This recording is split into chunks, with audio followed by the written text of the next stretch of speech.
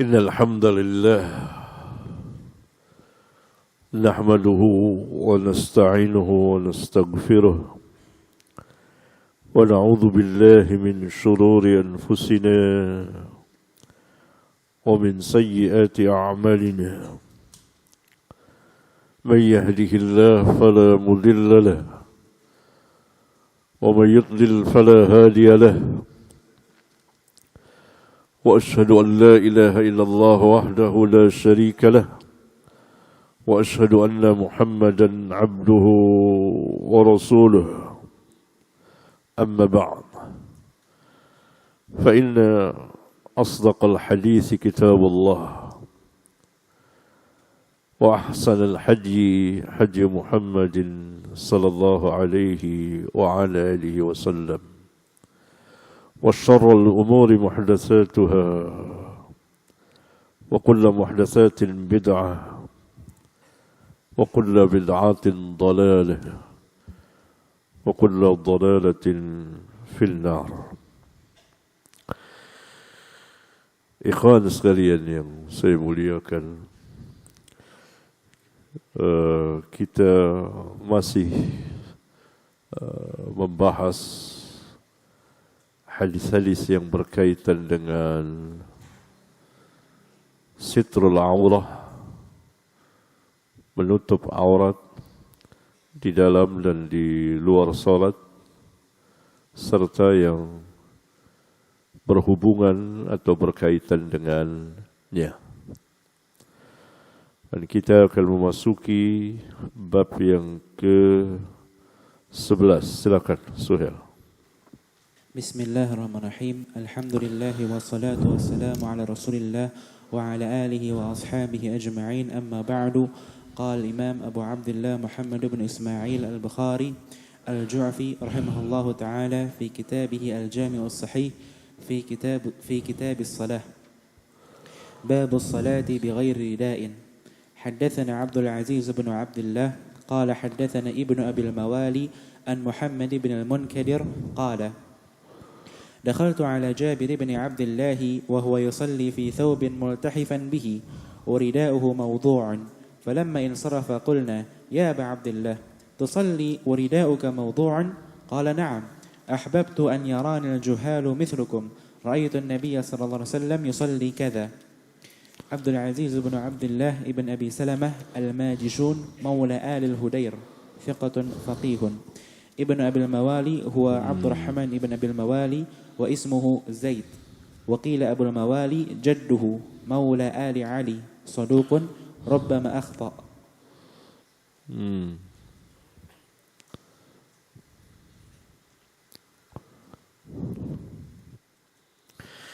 Al-Imam rahimahullah ta'ala memberikan judul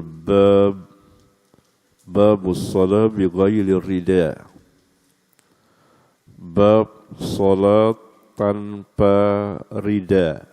Rida pakaian yang dikenakan pada zaman itu, pakaian atas. Kalau kita umrah atau haji, kita memakai kain ihram, itu rida. Kurang lebih seperti itu, kain atas atau selendang gitu ya, yang penutup. Tanpa rida berarti pakaian bawah,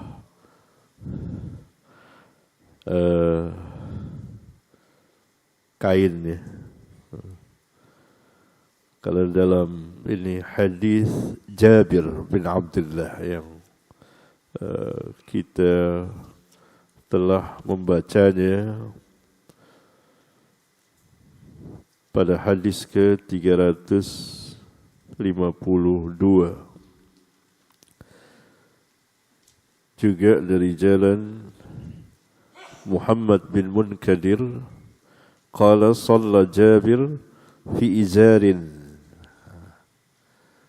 Berarti beliau hanya memakai izar, kain. Qad aqadahu min kibali qafahu.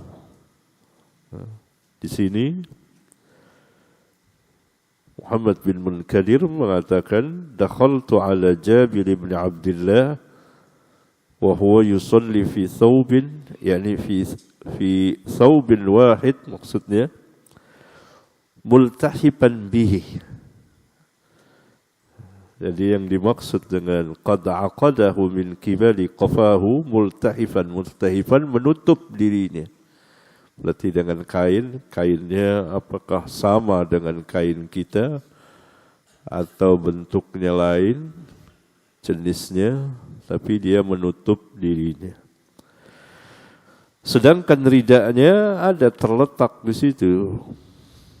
Maka ketika selesai, kami mengatakan, kata Muhammad bin Munkadir, ya Aba Abdullah, tusalli wa rida'uka mawdu'un. Wahai Abu Abdullah, kunyahnya Jabir, Abu Abdullah, engkau salat sedangkan rida'mu terletak, yakni tidak engkau kenakan. Qala, Jabir menjawab, na'am, iya, benar. Aku salat dengan mengenakan satu kain. Ahbabtu ayyaraniya al-juhalu mislukum. Aku ingin dilihat oleh orang-orang juhal, bodoh seperti kamu. Nah, ini keras sekali. Kenapa? Karena Jabir melihat bahwa penanya atau para penanya ini mengingkari, bukan untuk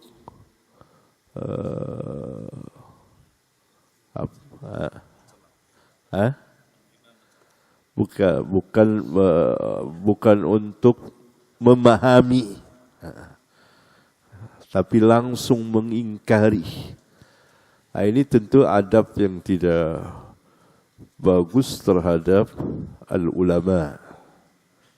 Seharusnya kan ditanya. Ketika Jabir melihat orang-orang ini mengingkari langsung tanpa bertanya untuk memahami, maka dia katakan seperti ini. Betul. Saya ingin memperlihatkan kepada orang-orang juhal seperti kamu. Kemudian Jabir menyandarkan perbuatannya kepada Nabi yang mulia sallallahu alaihi wasallam. Ra'aitu an-nabiy sallallahu alaihi wasallam yusalli kada. Aku melihat Nabi sallallahu alaihi wasallam salat seperti ini. Menunjukkan bahwa para sahabat tidak keluar dari Nabi yang mulia sallallahu alaihi wasallam apabila mereka telah mengetahuinya. Apapun risikonya, apapun yang akan dikatakan oleh manusia.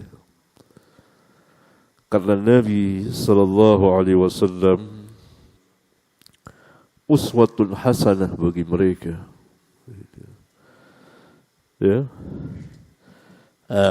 Menjelaskan bahwa dalam mengajar, ahli ilmu memberikan dalil dari Nabi sallallahu alaihi wa ala alihi wasallam.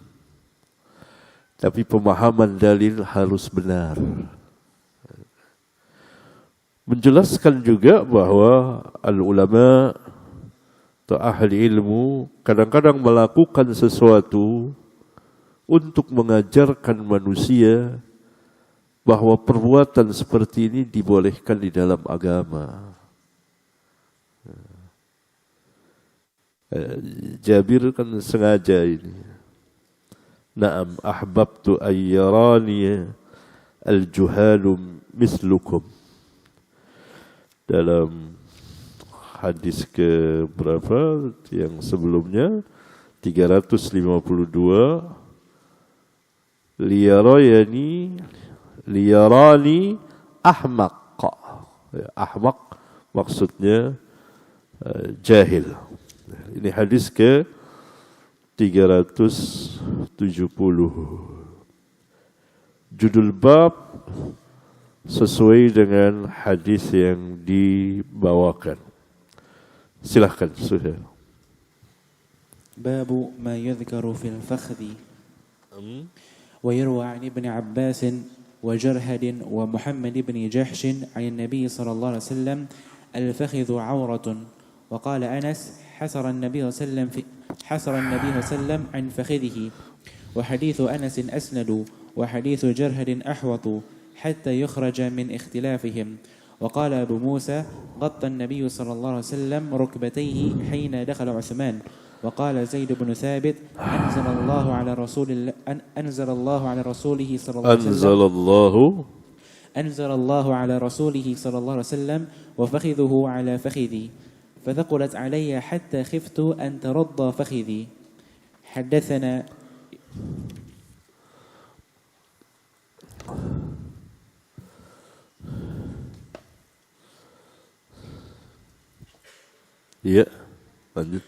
حدثنا يعقوب بن إبراهيم قال حدثنا إسماعيل بن علية قال حدثنا عبد العزيز بن سحيب عن أنس أن رسول الله صلى الله عليه وسلم غزا خيبر فصلينا عند صلاة الغداة بغلس فركب نبي الله صلى الله عليه وسلم وركب أبو طلحة وأنا رديف أبي طلحة فأجرى نبي الله صلى الله عليه وسلم في رفاق خيبر وإن ركبتي لمتس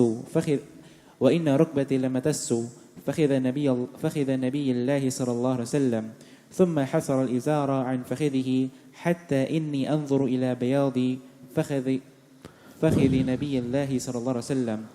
فلما دخل القرية قال الله أكبر خربت خيبر إن إذا نزلنا بساحة قوم فساء صباح المنذرين.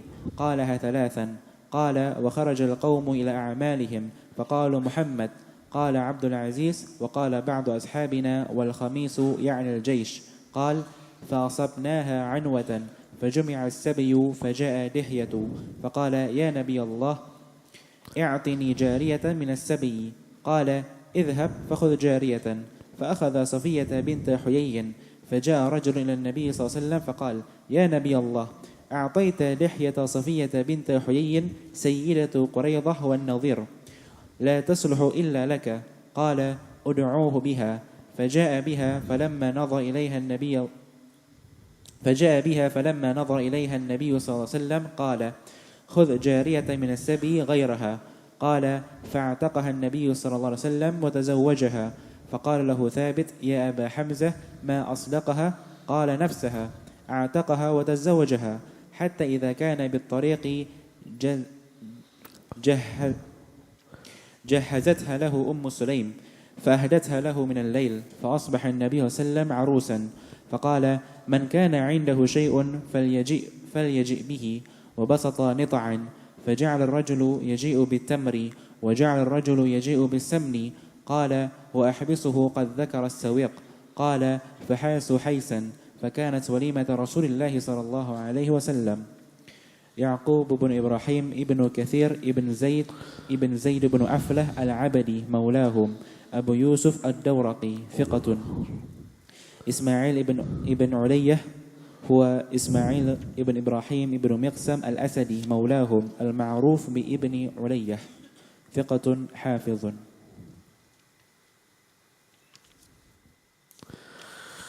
Al-Imam rahimahullah ta'ala pada bab yang ke-12 dari Kitabus Shalah memberikan judul bab ma yudhkaru fil fakhidhi, bab keterangan atau apa yang disebutkan, diterangkan mengenai hukum paha bagi laki-laki. Apakah ia termasuk aurat atau bukan.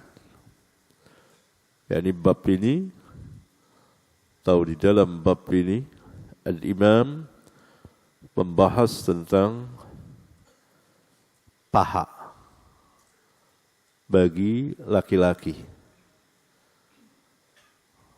Apakah ia termasuk aurat atau bukan? Mana yang termasuk paha itu udah tahu ya. Paha. Ini nggak kelihatan saya sini. Ini dengkul, ya, dengkul sini, lutut, ya, itu tidak termasuk pembahasan ittifaq kalau lutut bukan aurat. Lutut bukan aurat. Lutut laki ya, laki sini. Berarti paha sini. Paha ini sini. Itu paha. Kalau seseorang laki-laki biasa memakai celana untuk di rumah, tapi yang pendek yang menutup sampai lutut atau lututnya terlihat, maka itu mencukupi. Karena lutut bukan aurat bagi laki-laki. Yang dipermasalahkan pahanya. Auratkah ia atau tidak? Ada dua pendapat ulama. Sebagian ulama mengatakan bahwa paha laki-laki itu aurat berdasarkan beberapa riwayat hadis diisyaratkan oleh Al-Imam dengan isyarat bahwa hadis-hadis tersebut terdapat kelemahan atau dibicarakan sanadnya. Beliau mengatakan wa yurwa, dan diriwayatkan, yakni mengisyaratkan terdapat kelemahan terhadap hadis-hadis yang menyatakan al-fakhidhu auratun. Paha itu aurat. Pertama hadis Ali bin Abbas. Kedua hadis wa jarhat, dari hadis jarhat. Yang ketiga hadis Muhammad bin Jahshin. Dari Nabi SAW semuanya marfu'. Bahwa beliau SAW bersabda al-fakhidhu auratun. Al-Imam mengisyaratkan hadis-hadis tersebut terdapat kelemahan. Ulama yang mengatakan bahwa paha itu aurat mempertahankan hadis-hadis ini bahwa hadis-hadis tersebut satu sama lain saling menguatkan sehingga memungkinkan dapat dijadikan hujjah. Pendapat yang kedua, ya, itu Al-Hafiz Ibnu Hajar menjelaskan tentang isyarat Al-Imam bahwa di 3 buah hadis tersebut terdapat kelemahan. Al-Hafiz menjelaskan, silahkan antum bisa membacanya di Al-Fat.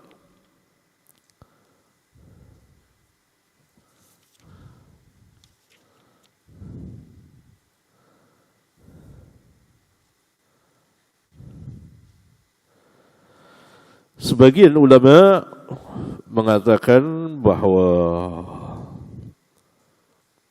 aurat laki itu hanya kubul dan dubur saja. Paha tidak termasuk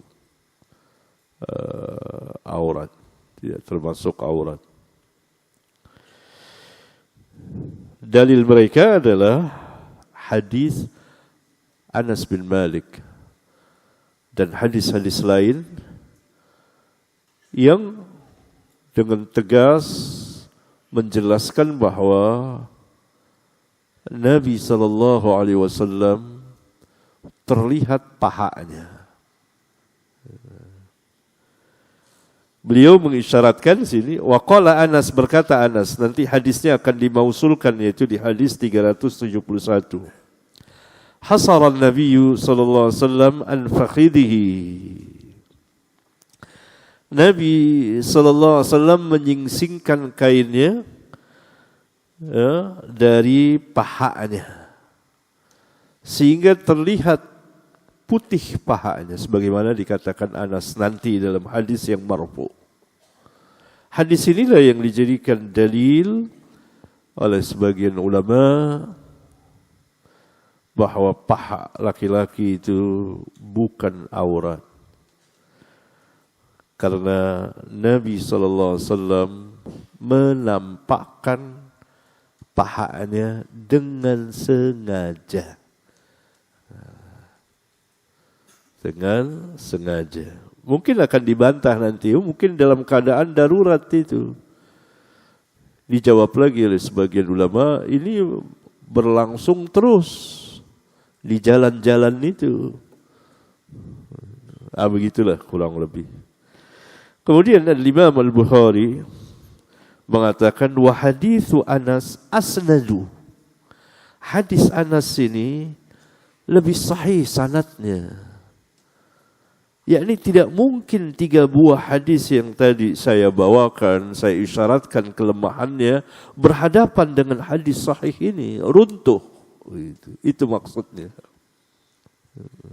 Di hadis Anas asnadu lebih sahih. Kemudian beliau mengatakan lagi wa haditsu jarhad ahwatu. Sedangkan hadis jarhad dan kawan-kawannya dari hadis Jarhad, dari hadis Ibnu Abbas, dari hadis Muhammad bin Abdullah bin Jahshin, ahwatu, lebih hati-hati. Ini pendapat beliau. Ketiga hadis tadi tidak akan mungkin mampu melawan hadis Anas. Runtuh pasti. Hadis Anas sahih. Tetapi hadis-hadis yang 3 buah hadis yang saya isyaratkan kelemahannya itu bisa dipakai untuk kehati-hatian. Paham itu? Kenapa? Hatta yukhraja min ikhtilafihim. Bukhari mengatakan seperti itu. Sehingga dikeluarkanlah, dibebaskanlah dari perselisihan mereka para ulama. Kalau ulama kan berlawanan. Ini tidak bisa dijamak tentunya hadis ini. Karena ini yang dikatakan ikhtilaf yang berlawanan satu dengan yang lain. Yang satu mengatakan aurat, yang lain mengatakan bukan aurat. Tidak mungkin dijamak. Tidak mungkin dijamak. Bukhari memilih dari jurusan riwayat hadis yang sahih adalah hadis Anas dan hadis-hadis lain yang menjelaskan bahwa paha itu bukan aurat. Hadis Jarhad, hadis Ibnu Abbas, hadis Muhammad bin Abdullah bin Jahshin tidak mungkin melawan hadis Anas yang sahih. Itu beliau mengatakan wa haditsu Anas asnad. Asnadu maknanya lebih sahih sanadnya. Tetapi hadis-hadis yang tadi yang terdapat kelemahan ahwatu, lebih ihtiyat, kehati-hatian, ditutup untuk kehati-hatian. Tidak langsung mengatakan paha itu aurat, tidak. kehati-hatian ditutup. Sehingga kita keluar dari perselisihan para ulama. Berarti ada 3 pendapat di kalangan kaum salaf berselisih. Ya. Maka yang dilihat apa kalau terjadi perselisihan? Sebagian ulama berkata begini, sebagian yang lain berkata yang demikian. Yang dilihat orangnya atau dalil? Dalil. Yang lihat dalil. Bukan siapa yang mengatakan, tapi dalil.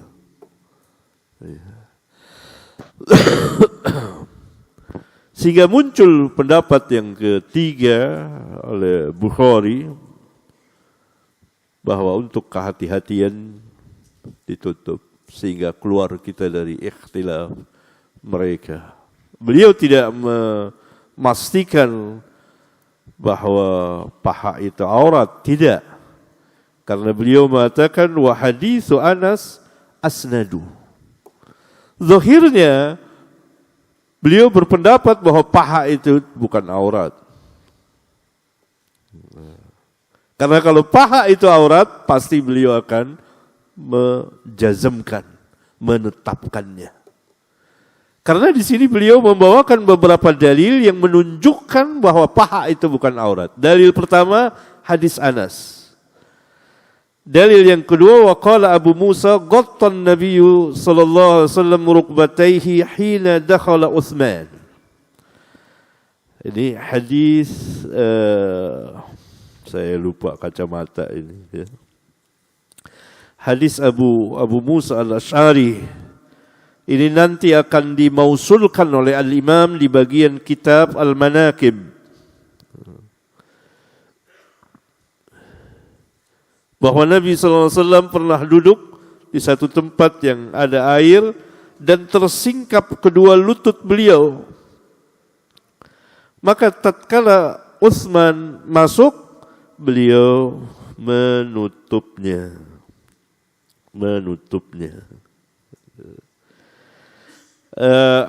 Hadis yang lain yang semakna, ya, ini yang dikeluarkan oleh Bukhari. Ya. Ada hadis riwayat Imam Muslim dari jalan Aisyah dibawakan oleh Al-Hafidh. Kana Rasulullah sallallahu alaihi wasallam muttaji'an fi baiti. Adalah Rasulullah sallallahu alaihi wasallam berbaring di rumahku, tidur berbaring miring gini. Kashifan an fakhidhihi aw saqaihi. Tersingkap, terbuka kedua pahanya atau kedua betisnya. Ini ada keraguan dari rawi. Tetapi dalam riwayat Ahmad dengan tegas dikatakan kashifan an fakhidhihi. Tidak ragu lagi. Tersingkap pahanya. Kemudian Nabi sallallahu alaihi wasallam menutupnya. Berarti ada 2 kejadian. Kejadian pada riwayat Abu Musa al-Asy'ari, lutut beliau terbuka, lututnya terbuka, kedua lututnya. Berarti kainnya dinaikkan sampai lututnya.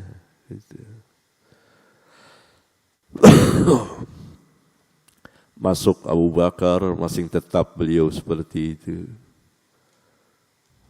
Menunjukkan lutut bukan aurat. Masuk Umar juga seperti itu. Ketika masuk Utsman, beliau menutupnya.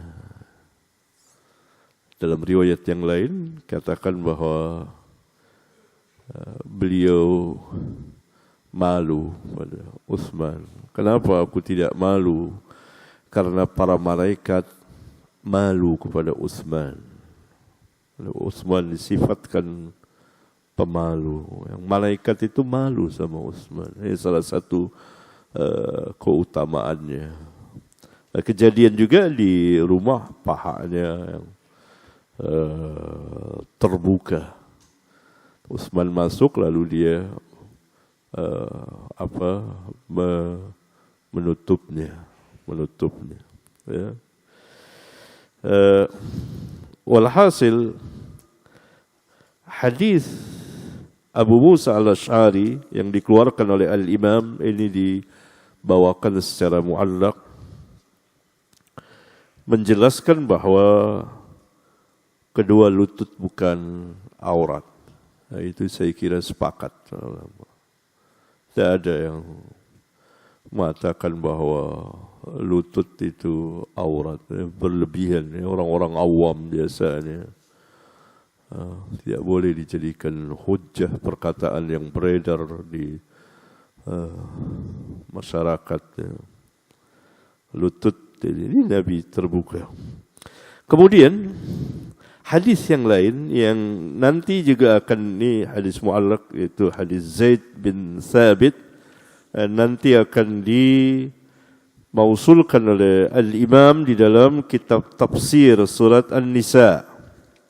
Ketika turun ayat la yastawil qa'iduna minal mu'minin al-ayah. Zaid mengatakan anzalallahu ala rasulihi wa fakhidhuhu ala fakhidhi. Allah menurunkan ayat kepada Rasulnya sedangkan paha beliau di atas pahaku.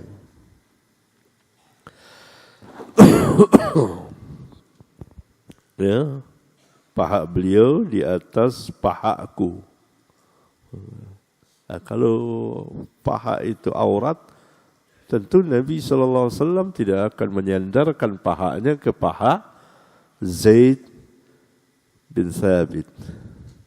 Ini paha Nabi, ini paha Zaid, gini, sandarin gini. Kita duduk mungkin bersila gini-gini. Itu. Fakultu fasakulat alayya, kata Zaid bin Thabit, berat atasku, yani berat sekali itu. Hatta khiftu, sehingga aku takut antarudda fakhidhi, patah pahaku itu, patah atau hancur pahaku. Menunjukkan bahwa wahyu berat. Apa ayatnya, ada yang ingat?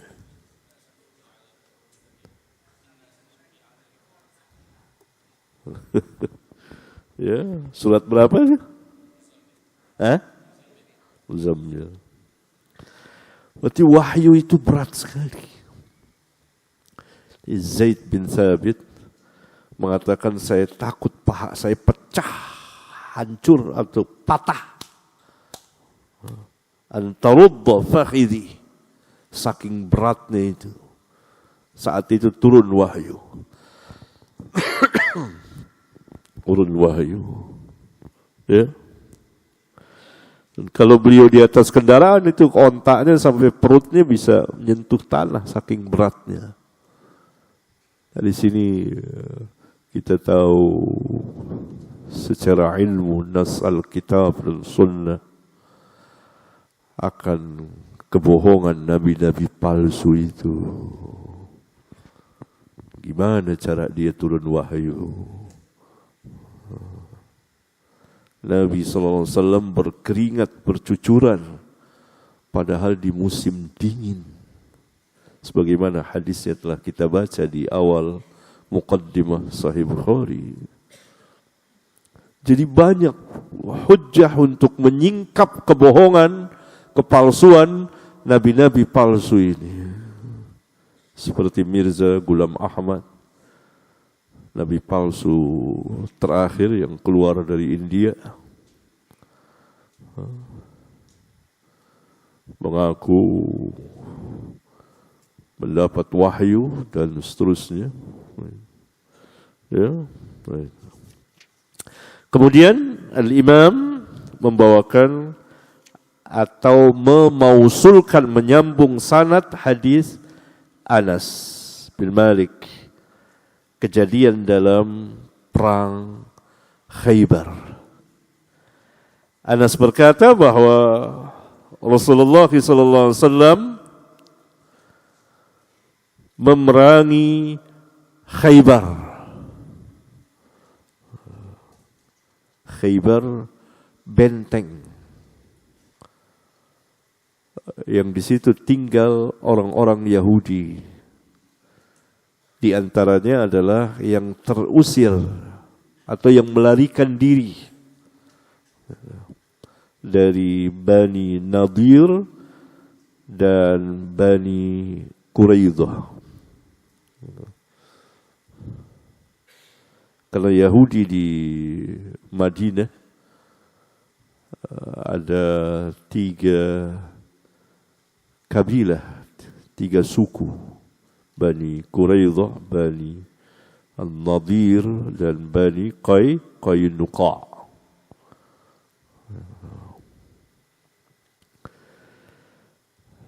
Setelah mereka dihukum mati karena pengkhianatan mereka pada saat perang Ahzab,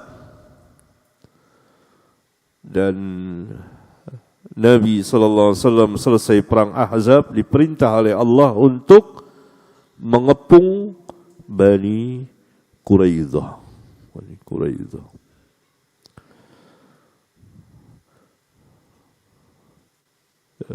Sampai mereka menyerahkan keputusan hukum kepada Rasulullah SAW tanpa syarat. Tetapi siapa yang akan memutuskan hukum?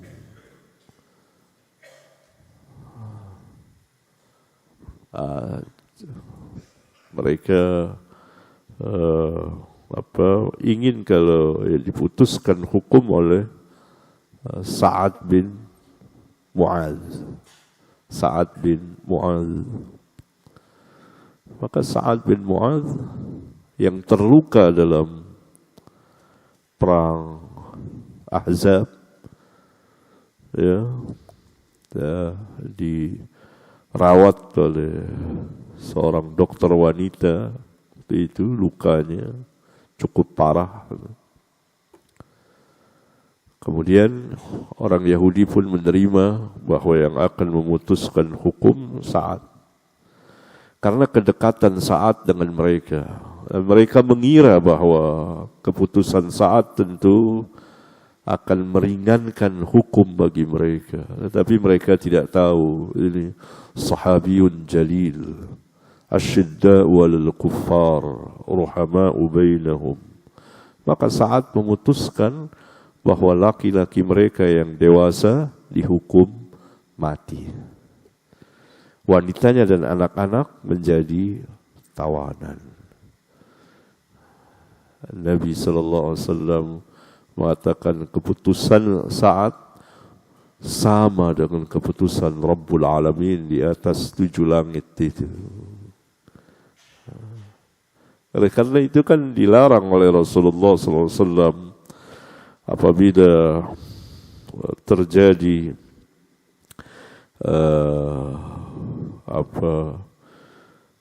perang antara kaum muslimin dan orang-orang kufar, kemudian akan terjadi islah, tidak boleh panglima atau wakil dari kaum muslimin mengatakan bahwa ini langsung keputusan Allah dan Rasulnya, tidak boleh.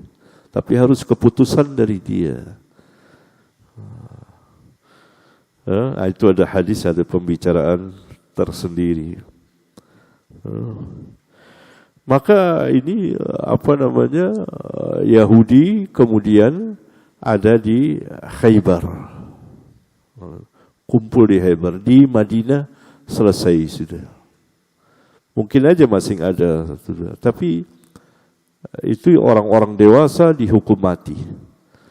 Berarti Bani Nadir yang juga pernah diusir oleh Rasulullah SAW dari Madinah karena mereka juga berkhianat, melanggar perjanjian, mereka semua berkumpul di Khaybar. Ada benteng besar. Juga di situ ada Bani Quraidah.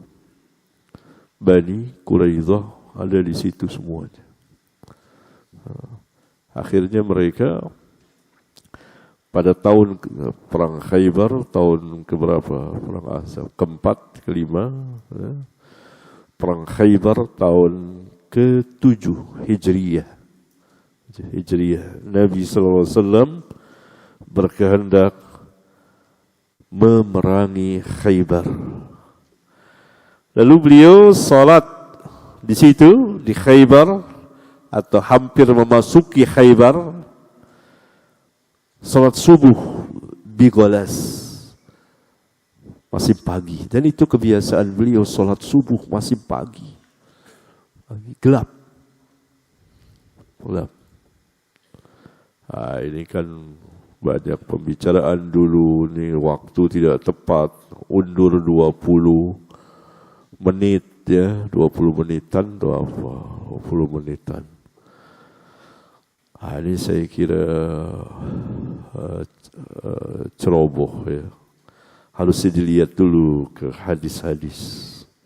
Coba sekarang kita lihat. Waktu subuh jam berapa? 4:40 ya. Azan berapa menit? Azan yang tidak mendayu-dayu. Azan 5 menit lah taruh ya. Kelamaan 5 menit, 5 menit. Tidak mendayu ya. Tidak terlalu mendayu. Mendayu tahu kan? Terlalu berlebihan boleh, suara bagus boleh. Salah satu muadzin Nabi suaranya menakjubkan, yaitu Abi Mahdurah.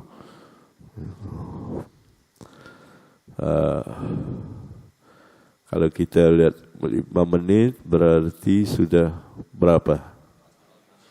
4:45. Nabi SAW biasa salat subuh dengan membaca ayat-ayat yang panjang. Dikatakan oleh sahabat dalam riwayat Bukhari, Muslim, 60 sampai 100 ayat. Berapa lama 60 sampai 100 ayat? Baca imam. Coba antum praktekkan. Imam yang hafal ayat, antum jadi imam selama itu terbiasa tidak makmumnya, nanti orang tidak terbiasa dengan salat Nabi sallallahu alaihi wasallam.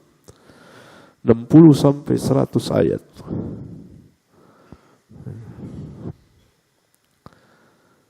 Kebiasaan beliau. Nah, selesai, lihat terang apa masih gelap? Karena Nabi SAW selesai salat subuh masih gelap,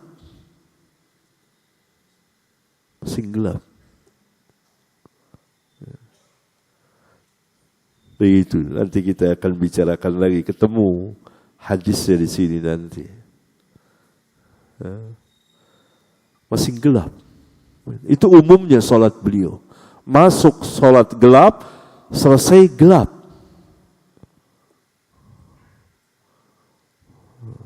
Nah, pas nggak tuh kalau diundur 20 menit?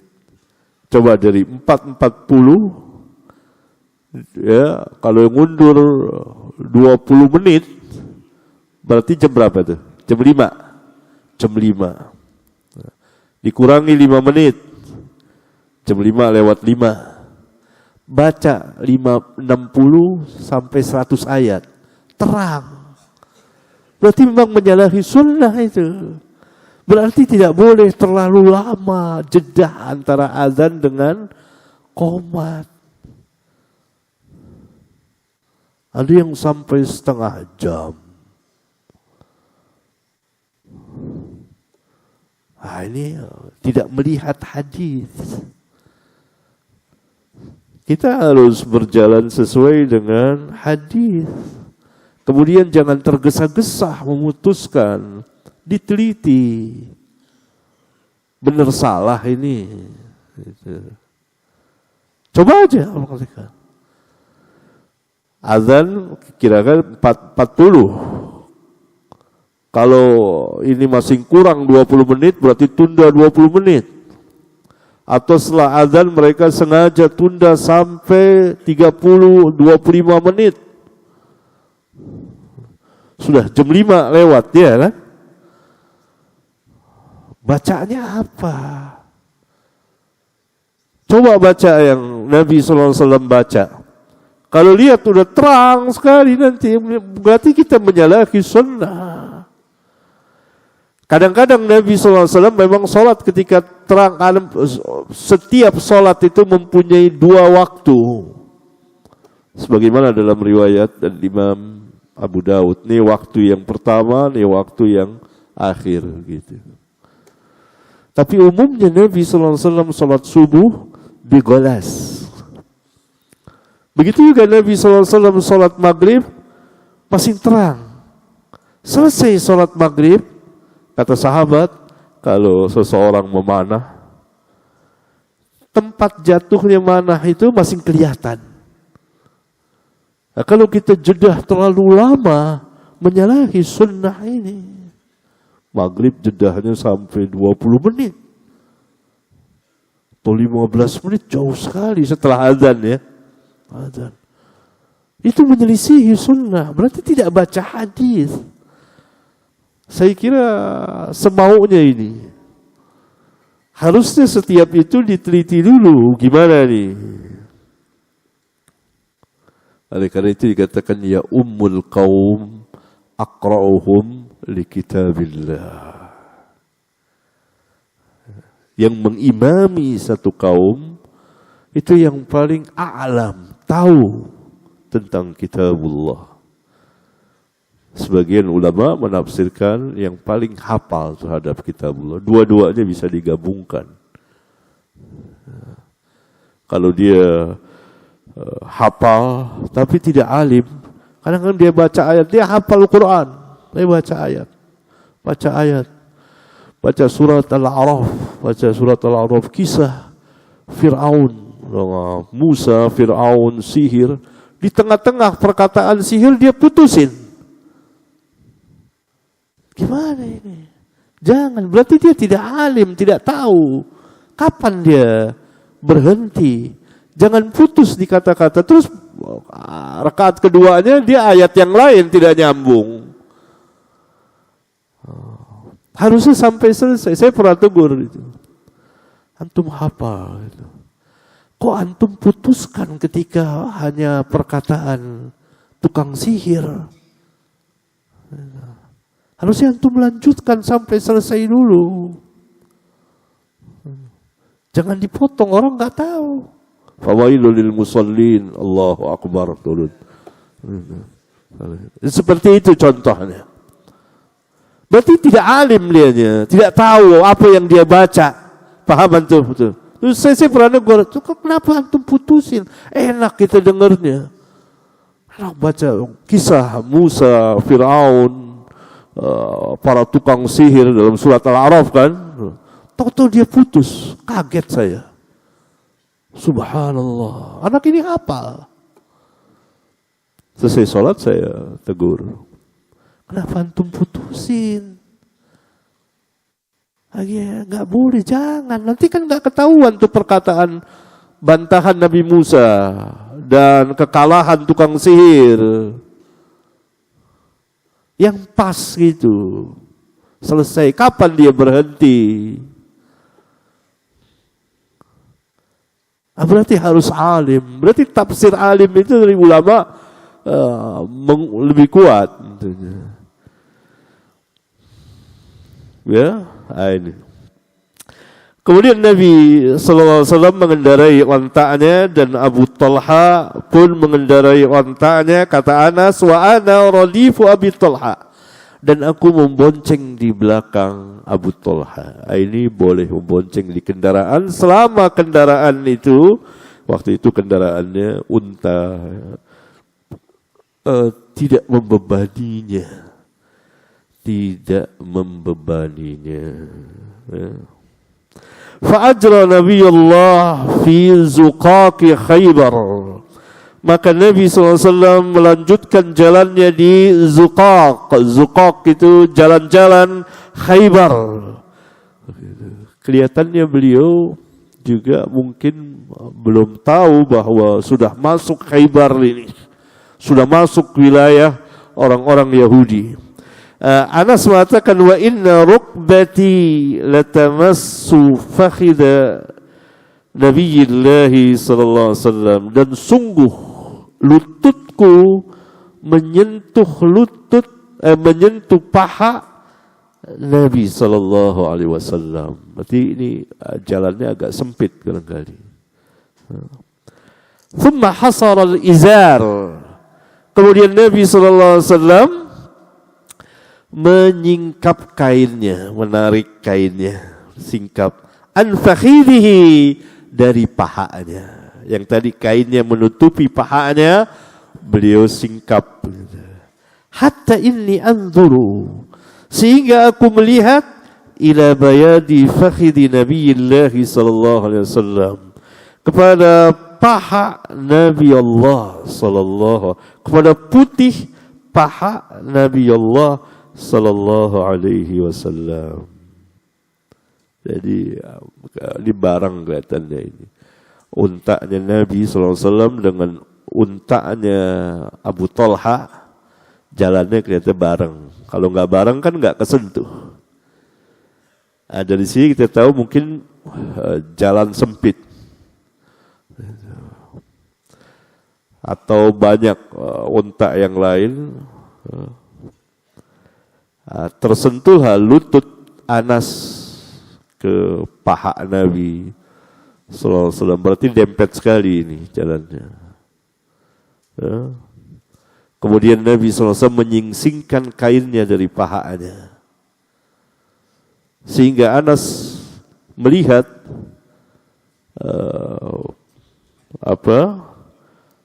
putihnya paha Nabi sallallahu alaihi wasallam.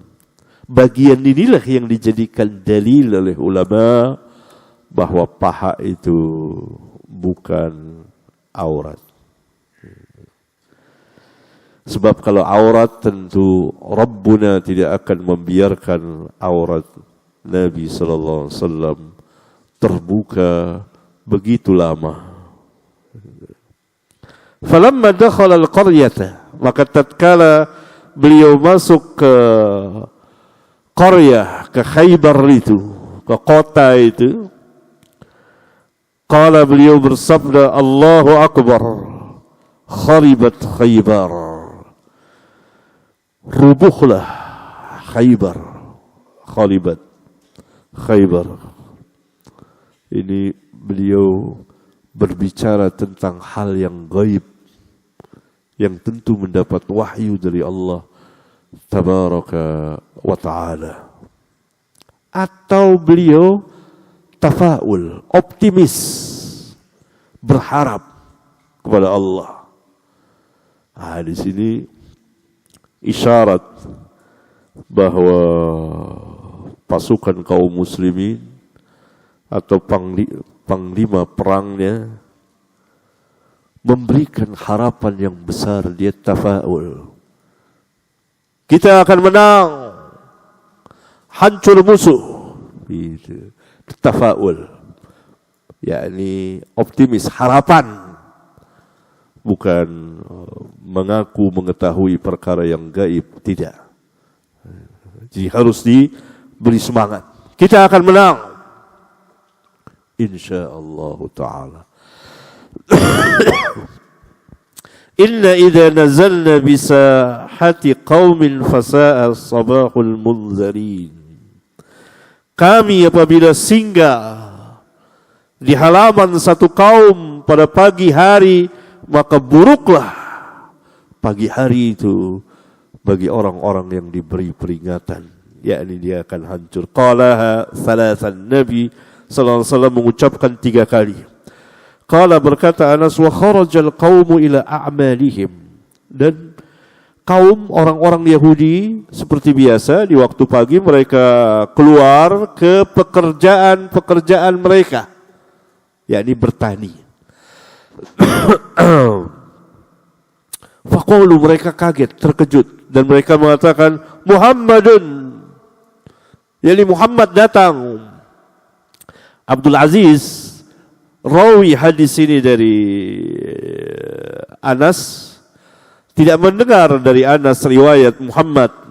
Mungkin yang lain mendengar. Wa qala ba'du ashabina, sebagian teman kami, sahabat kami mengatakan bahwa yang dikatakan Anas wal khamis dan khamis gitu. Jadi dia wal khamis ini dia tidak mendengar dari Anas, yakni al-jaish. Jadi kalau kita gabung perkataan orang-orang Yahudi terkejut dan kaget sekali dengan kedatangan Rasulullah SAW bersama pasukannya, mereka mengatakan Muhammadun wal khamis. Muhammad datang bersama pasukannya, pasukan besar al-jaish. Qala, berkata Anas, fa'asabnaha anwatan, maka kami menguasainya dengan paksa, yakni dengan kemenangan. Berselisih para ulama di sini, apakah Khaybar ditaklukkan dengan paksa perang atau dengan islah perdamaian atau dengan pengusiran? Barangkali tiga-tiganya masuk. Lalu kalahlah mereka itu, menyerah. Fajumi'a sabyu, maka dikumpulkanlah tawanan-tawanan perang. Faja'a Dihya faqala, maka Dihya ini seorang sahabat yang keren, dan Jibril alaihi salam kalau datang kepada Nabi sallallahu alaihi wasallam kadang-kadang dengan rupa Dihya atau umumnya dengan rupa Dihya, sehingga istri beliau saja menyangka yang datang ini Dihya, padahal Jibril alaihissalam. Jadi Rabbuna memberikan wajah yang sangat tampan, sehingga wanita-wanita hamil itu kalau Dihya lewat dia gitu, khawatir keguguran. Berarti memang sangat tampan. Ya, kalau tidak tentu Jibril tidak datang dengan rupa Dihya. Itu salah satu keutamaannya. Ya. Dihya datang kepada Nabi sallallahu alaihi wasallam, faqala ya Nabi Allah, a'tini jariyatan minas sabi. Wahai Nabi Allah, berikan kepadaku salah satu tawanan perang perempuan. Kayak ini halal dan harus minta izin dulu kepada panglima. Tidak boleh ambil sembarangan harta rampasan. Itu gulul, terazab di dalam kubur walaupun hanya sebuah jarum. Mengambil harta rampasan perang sebelum dikumpulkan kemudian nanti dibagi sesuai syar'i, itu terancam nar, terancam nar. Jadi perang juga harus mengetahui hukum-hukumnya. Salah-salah ikut perang, tahu-tahu dengar suara ini kabur. Ini malah dosa besar. Tidak boleh melarikan diri dari medan perang, kecuali untuk siasat atau bergabung dengan pasukan lain. Allah Maha mengetahui apa yang ada di hati-hati hamba-Nya. Kemudian mengenai harta rampasan perang juga. Tahu-tahu nanti begitu menang melihat silau dengan harta, tahu-tahu diambil. Nggak tahu dia nar. Tidak boleh. Ya, jadi belajar dulu. Al-ilmu Al-ilmu qabla al-qaul wal amal. Ilmu sebelum berbicara dan berbuat. Maka tadi saya katakan yang permasalahan waktu tergesa-gesa, saya kira. Harus dipelajari dulu pelan-pelan. Benar tidak nih dari hadis, kemudian dicoba, gitu. Coba dipraktekkan. Ya. Qala idhab fakhudh jariyatan. Nabi SAW menjawab, iya, pergilah ambil satu jariyah untukmu. Fa akhadha Safiyata binta Huyayyin. Lalu dia mengambil Safiyah binti Huyay. Faja'a rajulun ila Nabi sallallahu alaihi wasallam faqala. Maka datang seseorang kepada Nabi sallallahu alaihi wasallam, seorang sahabat. Sahabat itu berkata, "Ya Nabi Allah, a'taita dihyata Safiyata binta Huyayyin sayyidata Quraidah wan Nadir la tasluhu illa laka." Wahai Nabi Allah, engkau berikan kepada Dihya Safiyah binti Huyay, sayyidah, wanita bangsawan dari Quraidah dan Nadir, dia tidak patut kecuali untukmu. Masa diberikan kepada Dihya? Nabi SAW dia tidak memberikan Dihya Safiyah. Nabi katakan apa tadi? Idhab fakhudh jariyatan. Dihya mengambil Safiyah. Datang sahabat melaporkan, ini engkau berikan kepada Dihya Safiyah, padahal dia sayyidahnya Quraidah dan Nadir, yakni wanita mulia, wanita terhormat, bangsawan, anak orang terhormat dan suaminya juga terhormat, ketuanya Yahudi, engkau berikan. Ini la tasluh, kata sahabat ini. La tasluh, tidak patut untuk Dihya. Yang patut illa laka, untukmu. Mengapa? Sahabat ini, qala Nabi SAW bersabda, ud'uhu biha. Panggil Dihya dan bawa Safiyah itu. Faja'a biha. Maka Dihya pun datang membawa Safiyah. Falamma nadhara ilaiha an-nabiy sallallahu alaihi wasallam qala. Maka tatkala Nabi sallallahu alaihi wasallam melihat Safiyah, beliau bersabda, khudh jariyatan minas sabyi ghayraha. Ambillah jariyah yang lain dari tawanan perang selain dia ini. Ya, selain dia ini. Jadi Nabi SAW yang mengambilnya. Ya, mengambilnya. Karena ini patut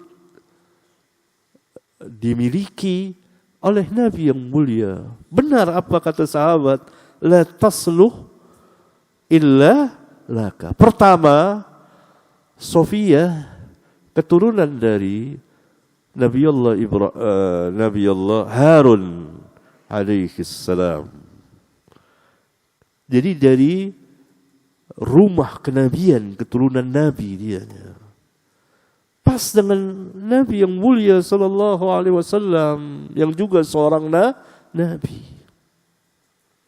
Yang kedua, apa yang dikatakan sahabat dan ma'ruf, Safiyah itu sayyidah.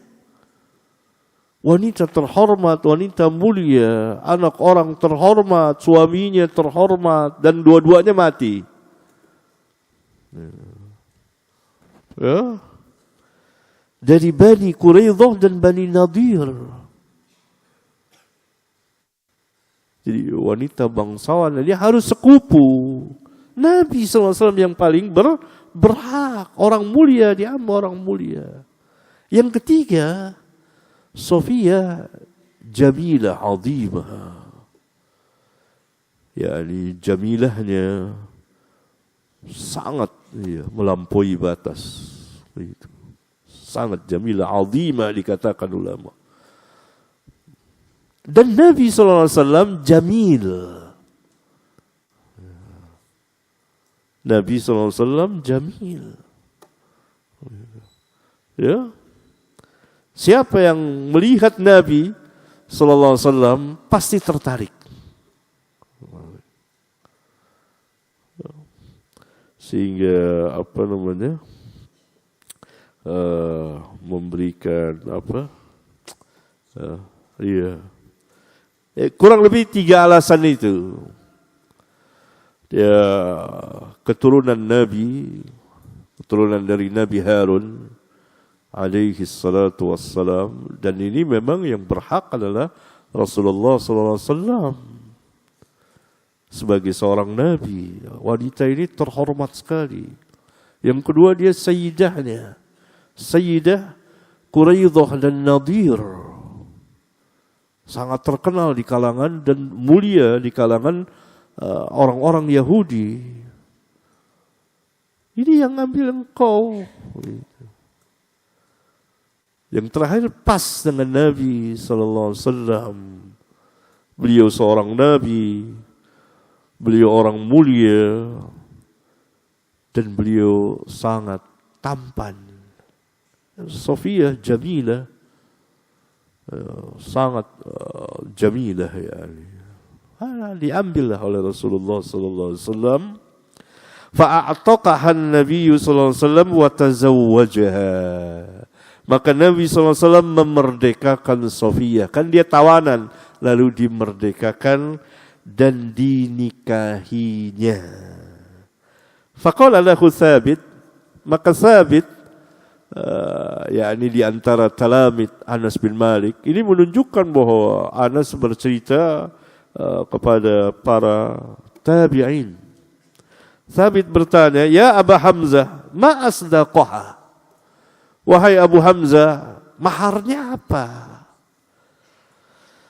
Qala, Anas menjawab, nafsah, diri dia maharnya, yaitu kemerdekaannya. A'taqaha wa tazawwajaha. Beliau memerdekakan Sofiyah, itu maharnya, sebagai maharnya, dan beliau menikahinya. Itu mahar yang mahal sekali, sangat berharga sekali. Dimerdekakan dari hamba sahaya jadi orang merdeka, dan itu sebagai maharnya. Hatta idza kana bit-tariq, sehingga ketika kami, kata Anas, berada dalam perjalanan pulang tengah-tengah antara Khaybar dan Madinah, jahazatha lahu Ummu Sulaim. Maka Ummu Sulaim, ibunya Anas, mendandani, menyiapkan Sofiyah untuk Nabi. Kan sudah dinikahi, ya. Dipersiapkan untuk masuk kepada Nabi sallallahu alaihi wasallam. Kalau dulu kan wanita yang datang ke tempat laki menunggu di rumah, sudah ada rumahnya. Kalau sekarang kita adatnya, urufnya beda. Kitanya yang datang ke tempat perempuan, nginapnya kitanya di rumah perempuan, jadi kurang pas. Tapi itu uruf, ya boleh. Habis itu bawa ke tempat kita. Dulu ini dipersiapkan. Siapkan itu maksudnya didandanin, dirapiin, semuanya, pakaian apa. Pengantin, tahu pengantin enggak? Hadis ini saya bawakan di kitab saya, Pernikahan dan Hadiah untuk Pengantin. Dan hadis ini saya jadikan dalil di sebagian jalannya bahwa boleh memberikan hadiah kepada pengantin.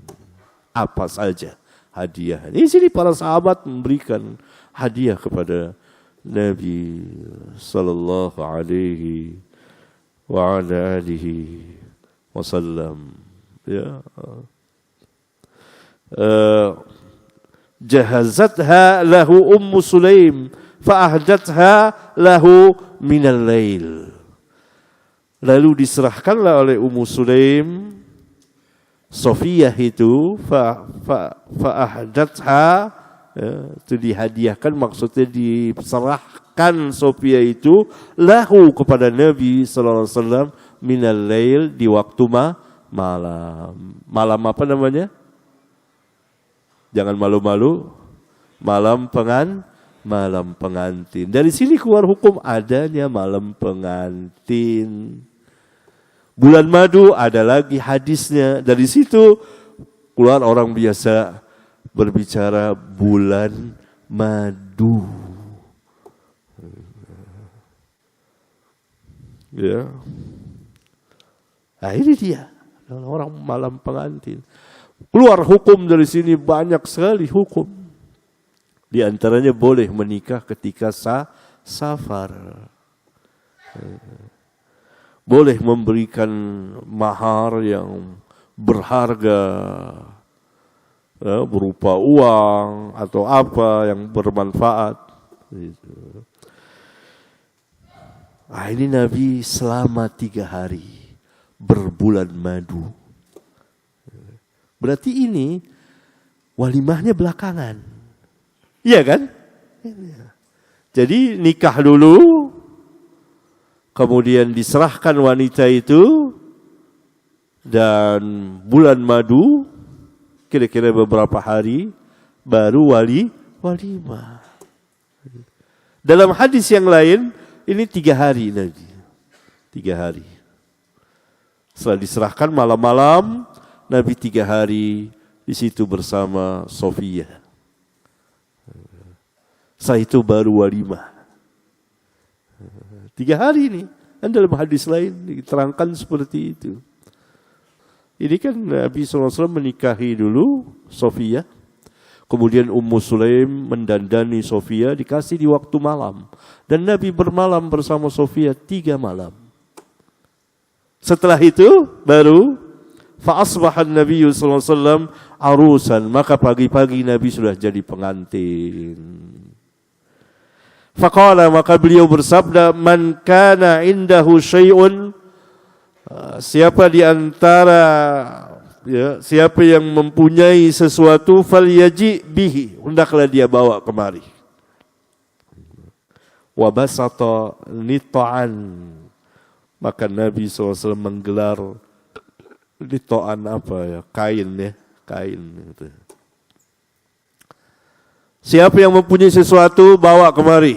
Ini buat walimahannya. Faja'ala ar-rajulu yaji'u bit-tamri, datang seseorang membawa kurma.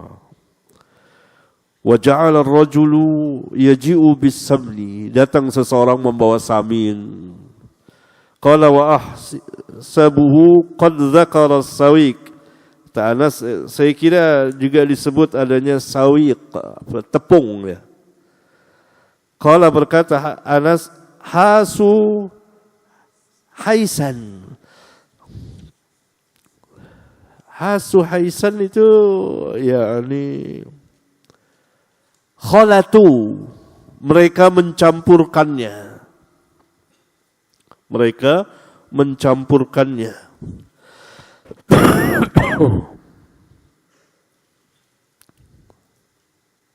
Ya, mereka mencampurkannya menjadi apa? Makanan hais. Hais itu makanan yang dibuat dari kurma, kemudian keju, kemudian samin, diaduk menjadi satu. Sehat tidak? Sehat tidak? Sehat, vitamin, lezat itu. Tapi sederhana. Kata Anas apa? Qala fahasu haisan fakanat walimata Rasulullah SAW. Maka itulah walimah Rasulullah SAW dengan Sofiyah. Sederhana. Dan para sahabat menghadiahkan makanan, ada yang kasih korma, ada yang kasih keju, ada yang kasih samin, tepung. Dimasaklah, diaduk. Itu makanan orang Arab, mungkin sebagian kita nggak doyan. Itu. Kita nggak doyan campur begitu, nggak makan antum. Gitu. Ya, kalau kita mungkin ada kue-kue, kue-kue tradisional, apalah, ayo walimah, bisa, itu jadi walimah itu. Karena maksud walimah kan iklan, pemberitahuan, nikah fulan. Tapi pemberitahuannya kan enggak semua orang harus tahu. Antum ingat kisah Abdurrahman bin Auf nikah, Nabi SAW enggak diundang. Nabi SAW enggak diundang. Ingat kisahnya? Masih ingat kisahnya? Abdurrahman bin Auf, salah seorang dari 10 orang yang dijamin masuk surga. Dia hijrah meninggalkan harta bendanya di Mekah. Kemudian ke Madinah, dipersaudarakan oleh Nabi dengan seseorang yang kaya. Orang Ansor murah hati. Silakan ambil setengah hartaku. Abdurrahman enggak mau. Enggak. Silakan, saya punya beberapa istri yang kau suka, nanti saya talak, engkau nikahi. Begitu sampai. Gitu. Silakan istri saya mau yang mana, nanti saya talak, antum nikahin. Bagi 2 semuanya. Abdurrahman juga tidak mau. Tunjukin pasar di mana. Gitu. Laki-laki itu. Tunjukin pasar di mana. Tunjukin pasar di situ. Karena umumnya orang-orang Mekah itu pedagang. Pedagang. Jadi ahli dalam berdagang. Umumnya orang-orang Ansor bertani. Punya perkebunan. Kalau kita haji atau umrah ke Madinah kan kita biasa ke kebun kurma. Itu punya. Sampai sekarang itu kebun-kebun kurma. Gitu. Mereka biasa itu orang Ansor seperti itu.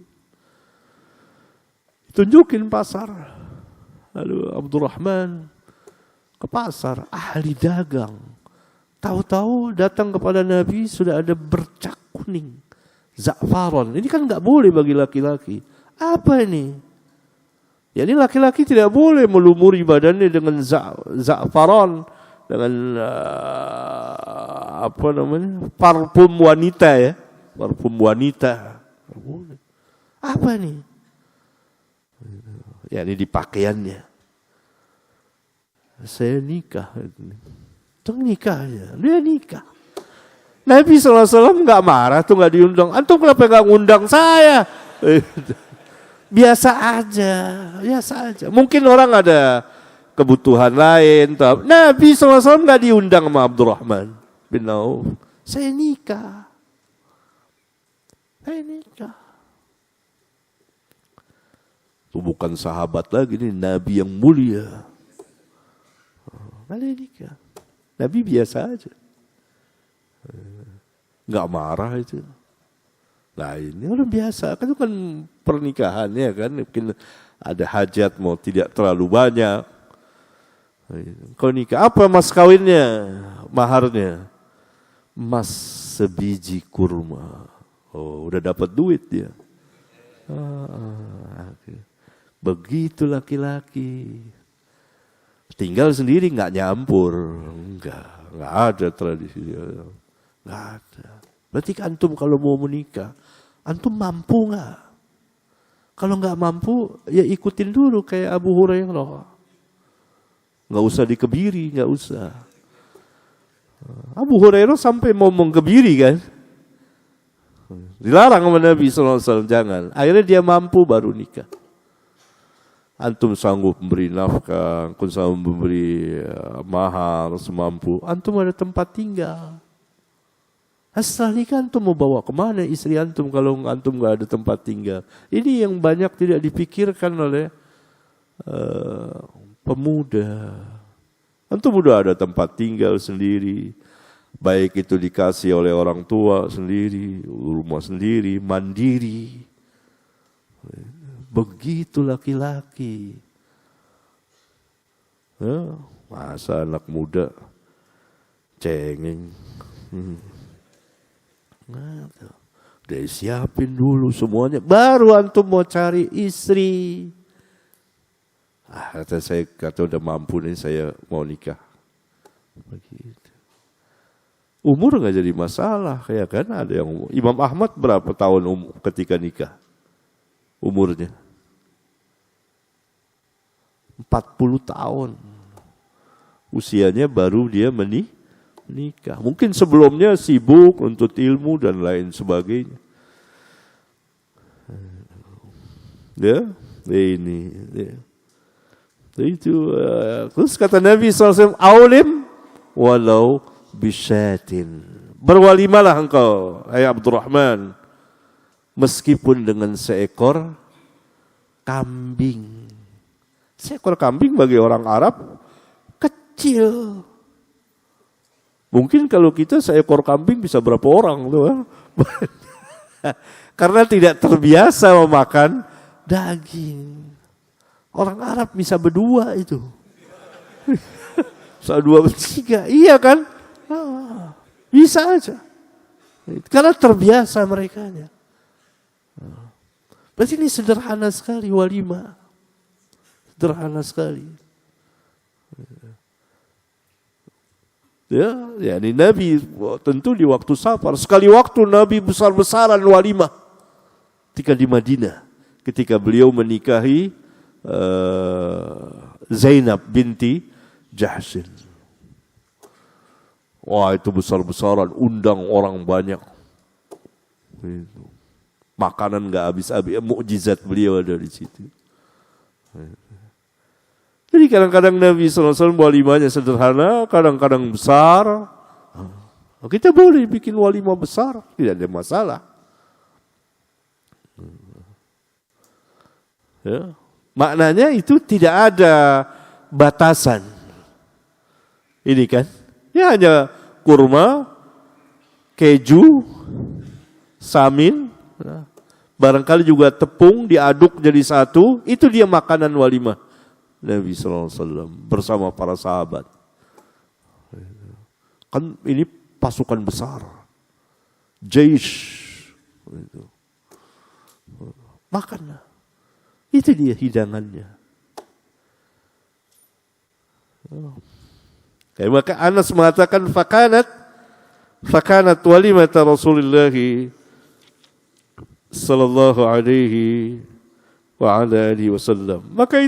Maka itulah walimah Rasulullah sallallahu alaihi wa ala alihi wasallam. Jadi pemuda-pemuda yang mau menikah, jadilah ikuti seperti Abdurrahman bin Auf.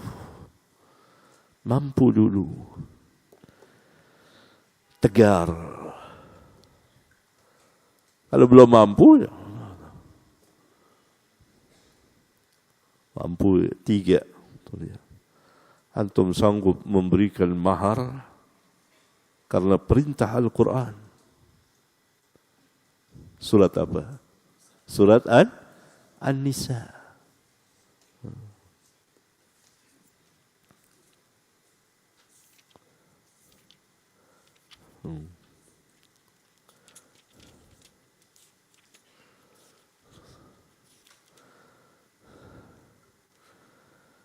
Ayat 4 ya.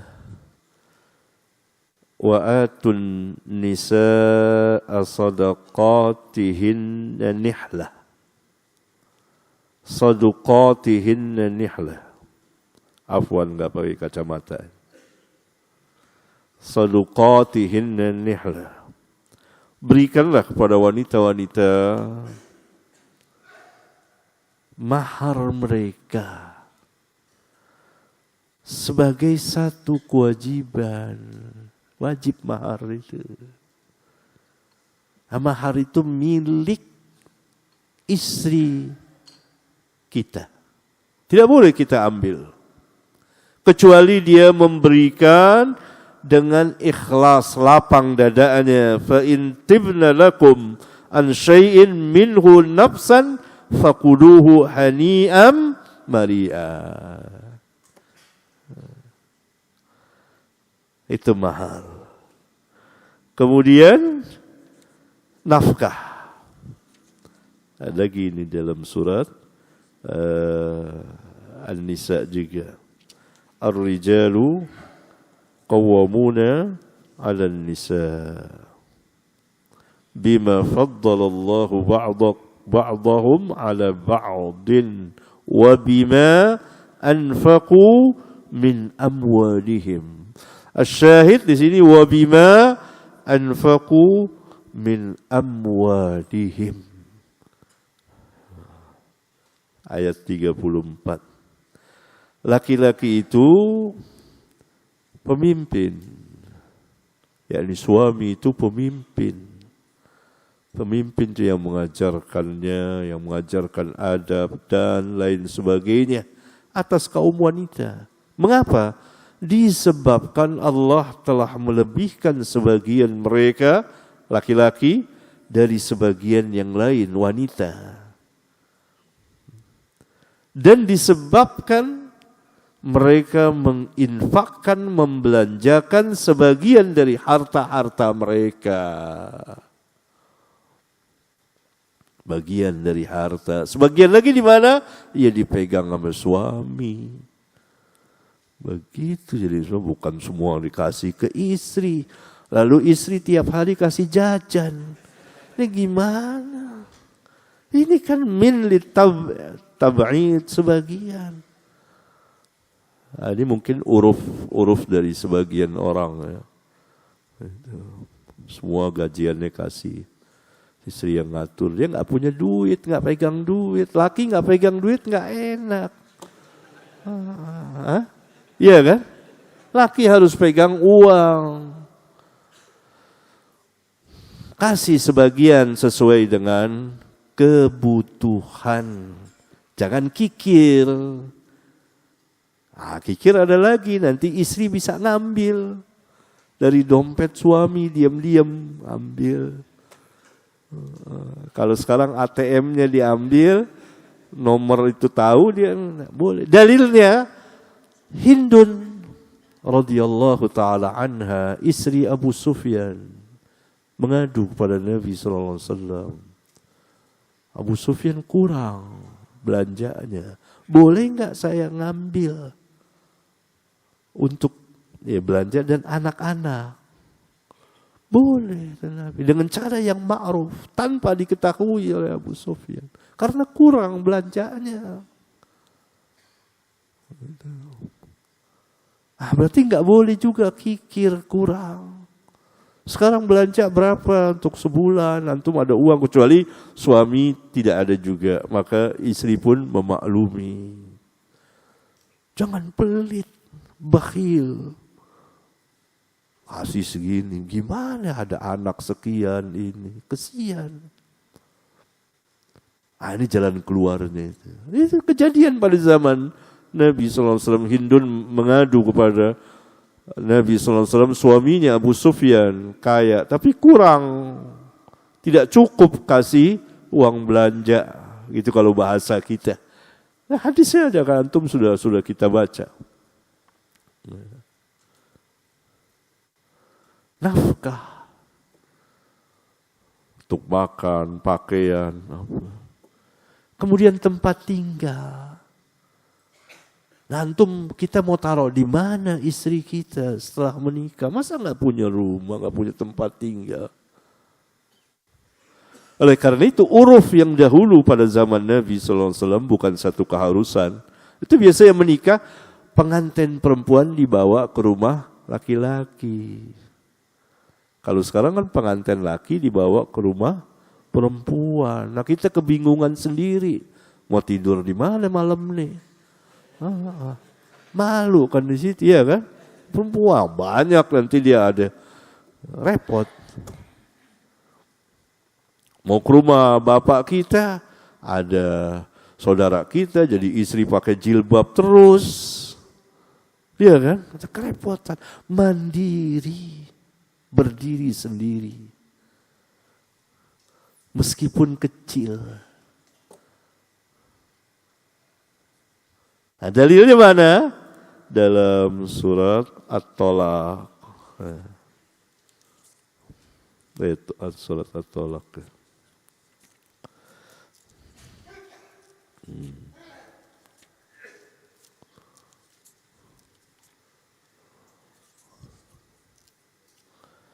Ya.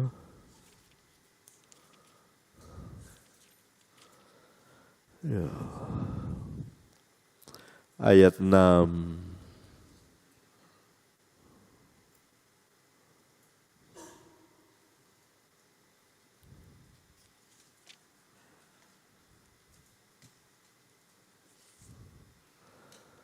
Allah Subhanahu wa taala berfirman, askinuhunna, tempatkanlah mereka, min haitsu sakantum, di mana kamu bertempat tinggal, min wujdikum, semampu kamu. Beli rumah yang kecil nggak apa-apa, asal punya rumah, begitu.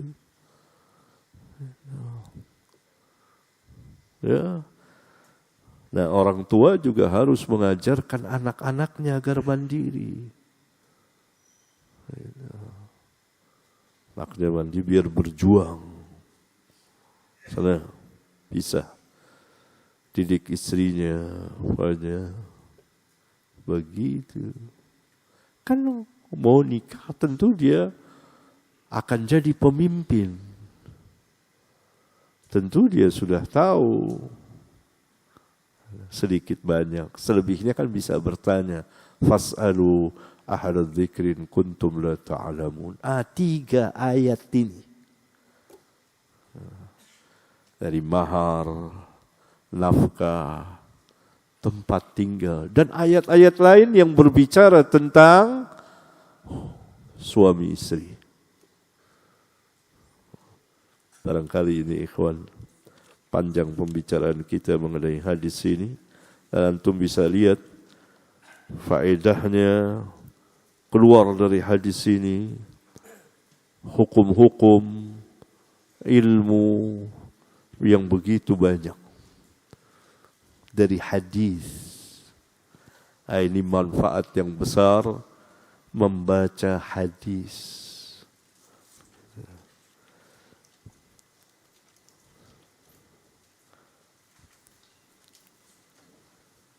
Kalau ulama, tentu dia bisa mengeluarkan yang lebih banyak lagi dari apa yang saya katakan. Saya bukan ulama.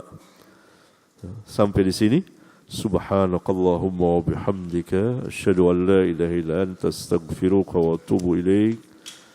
Wassalamualaikum warahmatullahi wabarakatuh.